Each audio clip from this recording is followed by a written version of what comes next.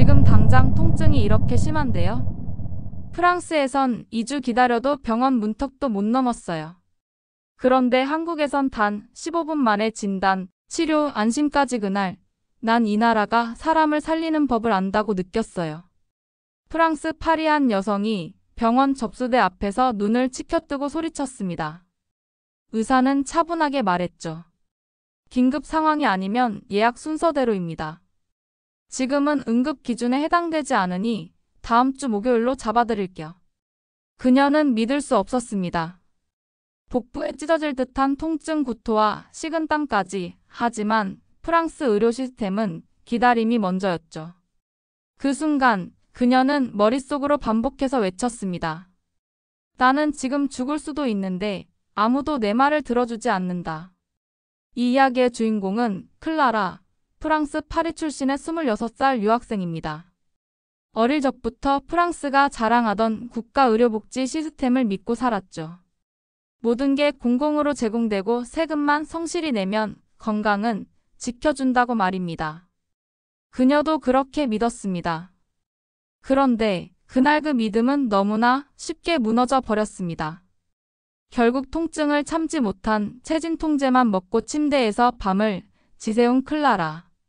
무서웠어요. 아무도 나를 도와주지 않는 느낌이었어요. 죽는다면 이불 속에서 혼자 조용히 그렇게 될 것 같았죠.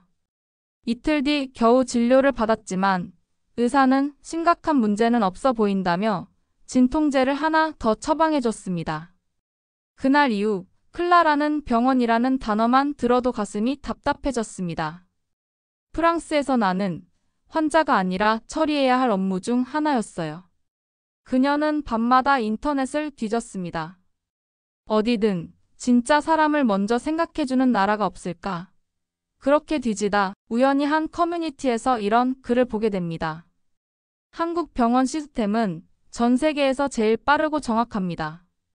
심지어 외국인도 당일 진료 가능. 응급은 즉시 접수. 의료비는 프랑스보다 저렴하고 서비스는 호텔급. 처음엔 믿기 어려웠습니다. 아시아의 작은 나라가 과연 그런 시스템을 갖추고 있다고? 설마 너무 과장된 거 아닐까? 하지만 그 말이 이상하게 마음에서 떠나지 않았습니다. 그리고 정말 말도 안 되는 타이밍에 학교를 통해 교환학생 프로그램이 열렸고 행선지는 바로 대한민국 서울이었습니다. 클라라는 망설이지 않았습니다.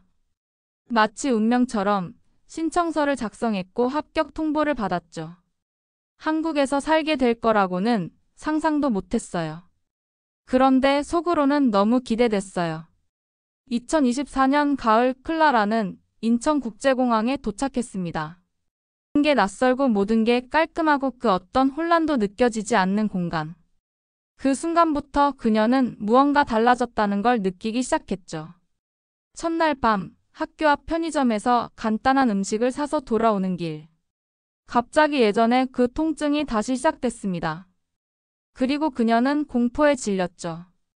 프랑스처럼 여기도 기다리라고 하면 어떡하지? 병원은 찾을 수 있을까? 외국인이라도 받아줄까?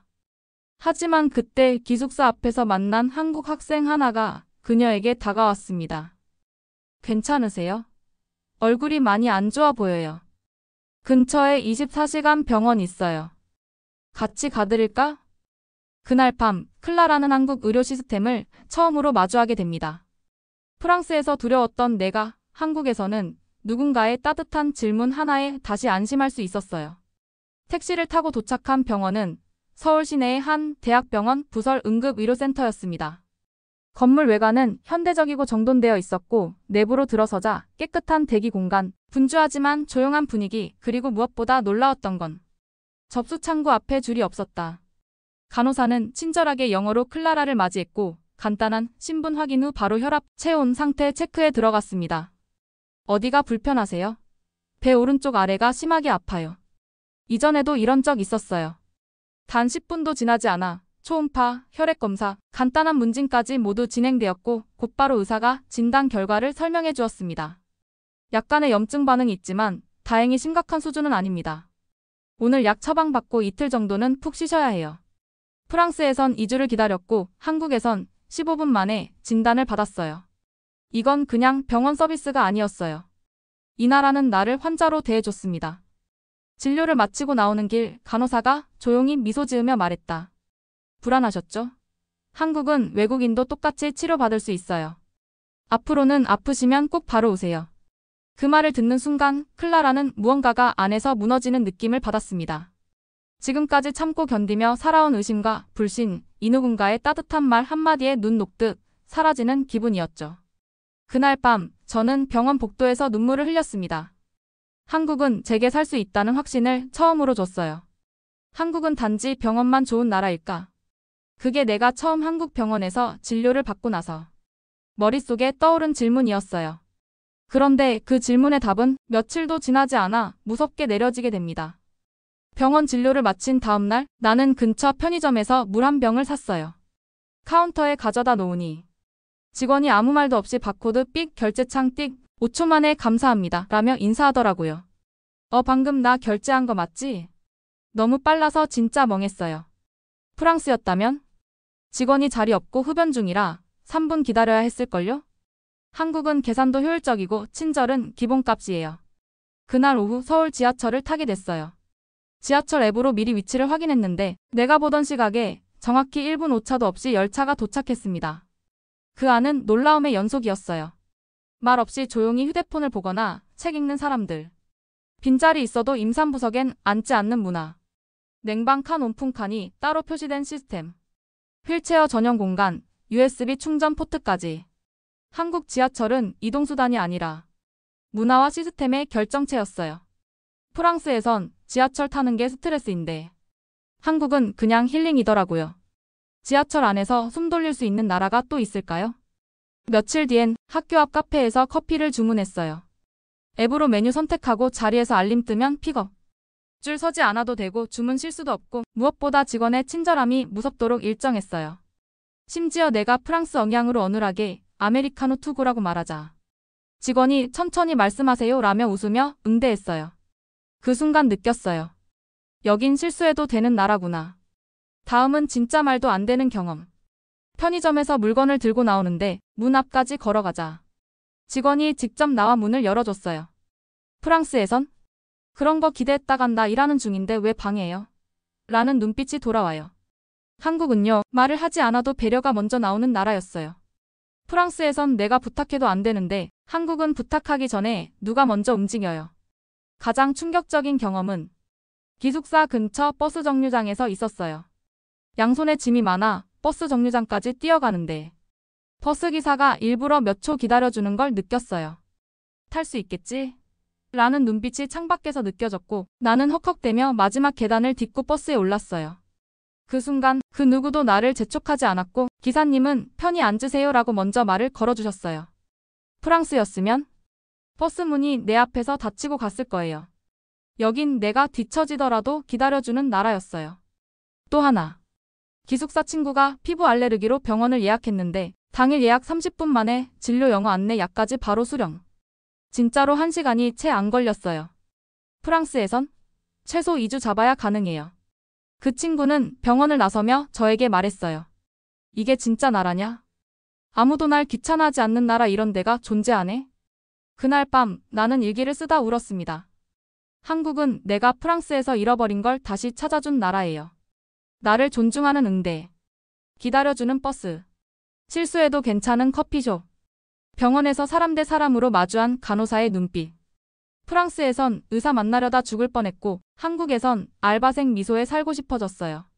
이건 단순한 시스템의 문제가 아니라 사람을 대하는 태도의 차이였어요. 며칠 뒤 나는 처음으로 혼자 동네 병원에 가게 됐다. 감기 기운이 있었고 목이 아팠지만 사실 진짜 이유는 혼자 병원에 갈 수 있을까? 라는 도전 같은 마음이었다. 접수대 앞에 서서 어색한 한국어와 영어를 섞어 증상을 말하자 직원은 걱정 마세요, 천천히 말씀하세요 라며 친절하게 진료실 방향을 알려줬다. 그리고 놀랍게도 대기 시간은 단 7분. 의사는 친절했고 설명은 명확했으며 진료 후 처방전은 바로 전송, 약국은 병원 1층에 붙어 있었고 약사는 친절히 복용 시간까지 영어로 설명해줬다. 프랑스에선 병원, 처방전, 약국 다 따로 움직여야 해요. 여긴 한 건물 안에서 다 끝나요. 진짜 사람 중심이 뭔지 알겠더라고요. 병원을 나오는 순간 나는 깊은 숨을 들이켰다. 나 여기서 혼자서도 살아갈 수 있겠구나.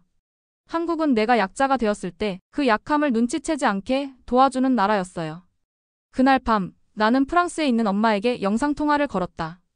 그리고 아주 조심스럽게 그러나 분명한 목소리로 말했다. 엄마, 나 한국에서 조금 더 살아보고 싶어. 엄마는 놀라지 않았다. 오히려 말없이 고개를 끄덕이며 웃었다. 내 얼굴에서 그게 보여, 클라라. 거기선 내가 사람처럼 보이는 것 같아. 한국에 실망할 뻔했습니다. 하지만 제가 틀렸다는 걸 알게 되었습니다. 그날 이후 나는 자주 그 식당에 갔습니다.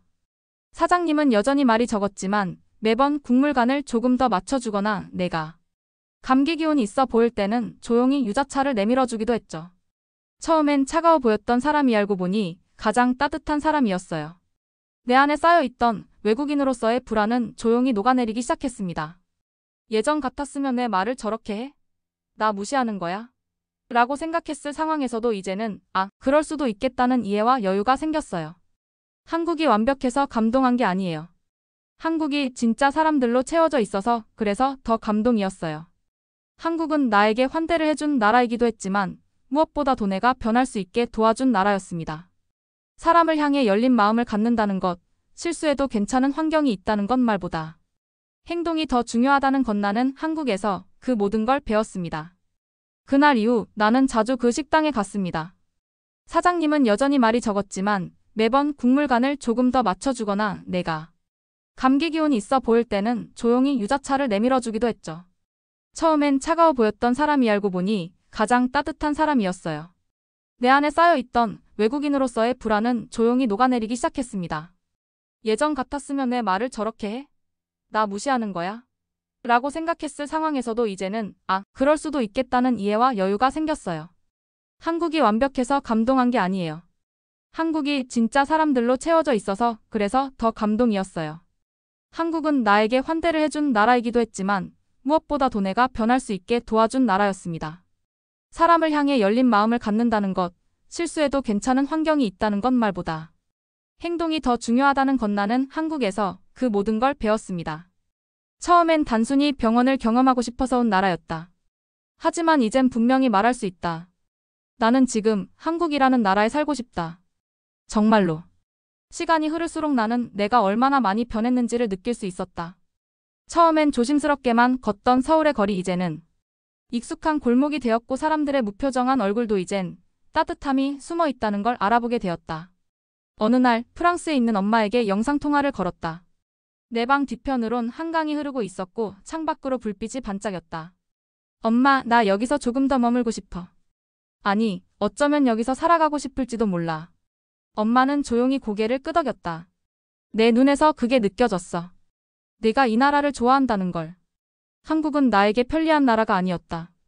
나를 사람답게 만들어주는 나라였다. 지하철에서 자리를 양보해주는 사람들. 길을 잃은 외국인에게 도와드릴까? 먼저 말하는 시민들. 미소로 괜찮아요를 전해주는 알바생. 그리고 말없이 계란 후라이 하나 얹어주는 식당 사장님. 한국은 나에게 질문하지 않고 그냥 괜찮다고 말해주는 나라였어요. 내가 잘해도 못해도 한국은 조용히 옆에 있어줬어요. 나는 이제 매일 아침 편의점에서 김밥을 고르고 출근하는 사람들과 함께 버스를 타며 작은 일상에서 평온을 느낀다. 프랑스에선 살아남는 게 일이었는데 한국에선 살아가는 게 자연스러워요. 학교의 마지막 학기가 끝날 즈음 나는 진지하게 고민을 시작했다. 이제 프랑스로 돌아가야 할까? 아니면 여기서 시작해볼까? 그리고 나는 교수님과 상담을 하고 한국에서 대학원 입학을 준비하기로 했다. 내가 살고 싶은 곳에서 내가 배우고 싶은 것을 계속하고 싶어요. 어느 날 밤, 기숙사 옥상에서 서울의 야경을 바라보며 조용히 생각했다. 이 도시의 불빛은 누구에게나 기회를 주고 어떤 순간엔 나를 울리고 어떤 순간엔 웃게 만들었다. 프랑스에선 내가 나를 지켜야 했고 한국에선 누군가가 나를 먼저 지켜줬어요. 나는 지금 이 도시에 살고 있다. 대학원 생활을 시작했고 알바도 하며 조금씩 한국어 실력도 늘고 있다. 가끔 지하철에서 외국인이세요? 라는 말에 자연스럽게 네, 조금 살고 있어요 라고 대답한다. 사람들이 말한다. 와, 한국이 그렇게 좋았어요? 나는 말한다. 한국은 단순히 좋은 나라가 아니라 나를 다시 태어나게 해준 나라예요. 처음엔 병원에 가고 싶어서 왔는데 이젠 이 나라가 병원이 됐어요. 마음까지 치유해주는 그런 곳. 이 이야기를 보고 계신 여러분 혹시 한국이 단지 시스템이 좋은 나라 혹은 일만 바쁜 나라라고 생각하셨다면 한 번쯤 진짜 한국을 느껴보세요. 여긴 사람이 사람을 이해하려는 나라예요. 오늘 영상이 마음에 감동이 되셨다면 구독과 좋아요는 저에게 큰 에너지의 선물이 됩니다. 여러분의 감동 사연이 있으시다면 댓글로 남겨주세요.